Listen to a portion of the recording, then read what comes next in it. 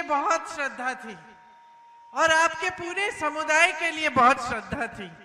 मुझे याद है जब मैं छोटी थी तो एक बार मेरे माता पिता 10-15 दिन के लिए बाहर चले गए थे कहीं घूमने, तो मैं अपनी दादी जी के कमरे में सोती थी और रोज रात को वो मुझे सुलाने से पहले कहानी सुनाती थी। और उनकी एक सबसे उनको जो पसंद थी वो किताब थी, एक आदिवासी मछुआरे की कहानी थी। और हमको हर रोज रात को मुझे वो कहानी सुनाती थी और सुनाते सुनाते मुझे आपकी संस्कृति के बारे में सिखाती थी। कहती थी कि किस तरह से आप पेड़ों के पौधों की एकदम अच्छी तरह से आप किस तरह से देखभाल करते हैं। बताती थी कि कैसे आपकी संस्कृति में जंगलों और नहरों और नदियों का आदर होता है। बताती थी कि कैसे आप जिस तरह पूजते हैं पूरी प्रकृति को और जिस तरह से आप प्रकृति को कभी खराब नहीं करते, हमेशा उसका देखभाल उसका रखवाला करते हैं, ये समझाती थी। और मुझे लगता था उस समय जब मैं छोटी थी कि उनके दिल में आपके प्रति बहुत ही श्रद्धा थी। बड़ी हुई तो समझ में आई और भी बातें, और देखा कि दादी जी जो भी जब आदिवासी क्षेत्रों में जाती थी, जो भी आप लोग देते थे उन्हें, कोई एक टोकरा देता था, कोई कुछ हाथों से बना के आपकी हस्तकला से कुछ सुंदर सा बना के देता था, सारी चीजें वो अच्छी तरह से सजा के अपने घर में रखती थी। आज भी उनका घर एक म्यूजियम बना है। आज भी अगर उस घर में जाएं तो आपको उनके कमरे में बहुत सारी ऐसी चीजें आपको दिखेंगी जिससे आपको पता चलेगा कि कितनी श्रद्धा थी उनके दिल में आपके लिए। तो उन्होंने बचपन में हमें ये सब चीजें सिखाई, लेकिन इसके साथ साथ ये जो उनकी श्रद्धा थी पूरे आदिवासी समाज के लिए, वो श्रद्धा कांग्रेस पार्टी की नीतियों में भी आपको प्रकट होती है, वो दिखती है। तो इंदिरा जी ने जल, जंगल और जमीन का अधिकार आपको मजबूत तरह से दिया। जमीन के पट्टे और जंगल पे जो अधिकार हैं उन्होंने ही मजबूत बनाए। आपका तो वैसे भी जो इतिहास है उस पर आपको बहुत गर्व होना चाहिए, पूरा देश का गौरव है। सिद्धो कान्हो, चांद बैरो जी और तिलका मांझी जैसे महान नेता यहीं से उभरे हैं। मैं उन सभी आदिवासी नायकों को प्रणाम करती हूं और आपका इतिहास जो है उससे प्रेरणा लेती हूं।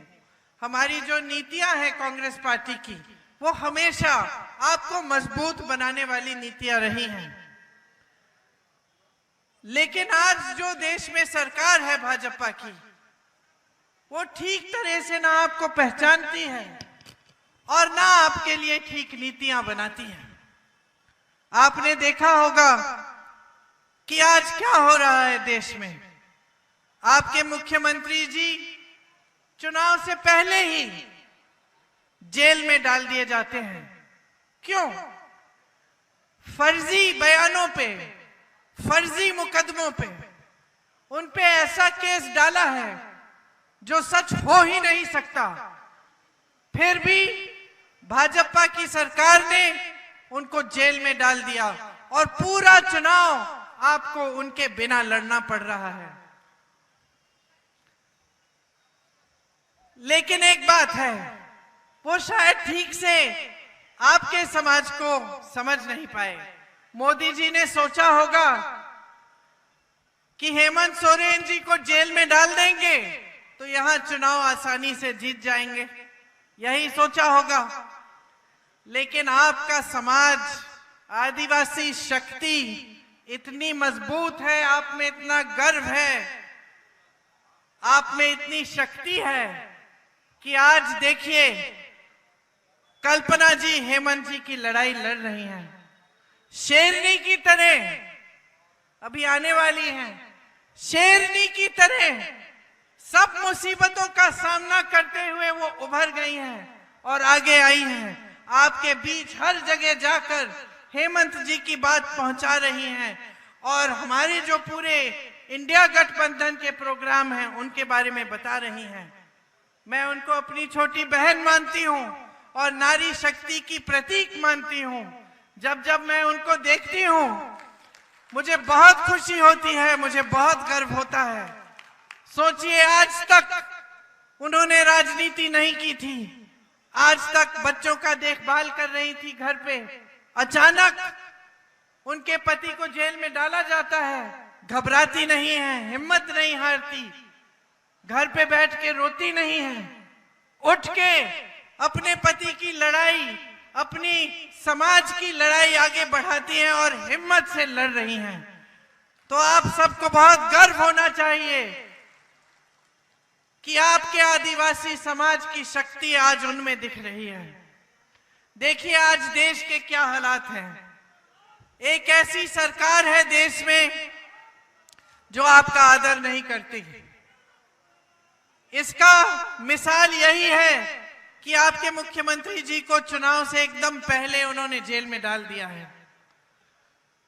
लेकिन एक और बड़ा मिसाल है कि इनके नेता जगह जगह जाके ये कह रहे हैं कि अगर इनको पूरी बहुमत से जिताया जाएगा तो संविधान को बदल डालेंगे। इस संविधान ने आपको अधिकार दिए हैं, इस संविधान ने आपको अपने जंगलों पे, जल पे, जमीन पे हक दिया है। इस संविधान ने आपको वोट देने का अधिकार दिया है और इस संविधान ने आपको आरक्षण दिया है।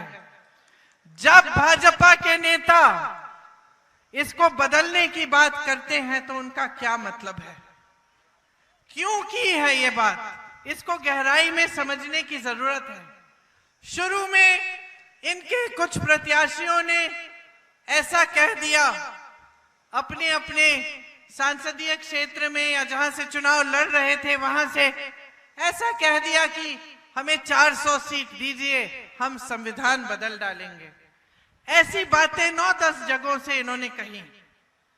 उसके बाद इनको लगा कि इसको कहने से, इतनी खुली तरह से कहने से शायद नुकसान ना हो जाए, तो मोदी जी चुनाव के मंचों पर आकर मना करने लगे कि नहीं नहीं, हम संविधान को नहीं बदलेंगे।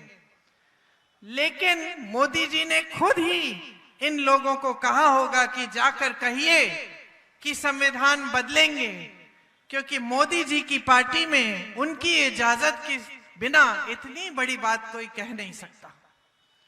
तो पहले इन्होंने भेजा लोगों को कि ये बात फैला दो, फिर डर लगने लग गया कि जनता हमारे खिलाफ हो जाएगी क्योंकि इसमें आरक्षण की बात है, तो फिर बात पलटने लग गए।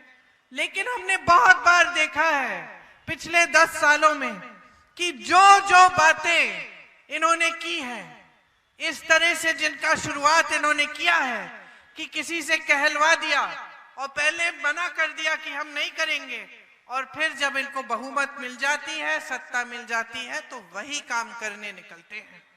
तो हमें भरोसा नहीं है भाइयों और बहनों, इनकी बातों पे कोई भरोसा नहीं है। इनकी बातें आज बहुत हल्की हो चुकी हैं। अगर ये सत्ता में आएंगे तो ये संविधान को बदल डालेंगे, ये आपके आरक्षणों को कमजोर करेंगे।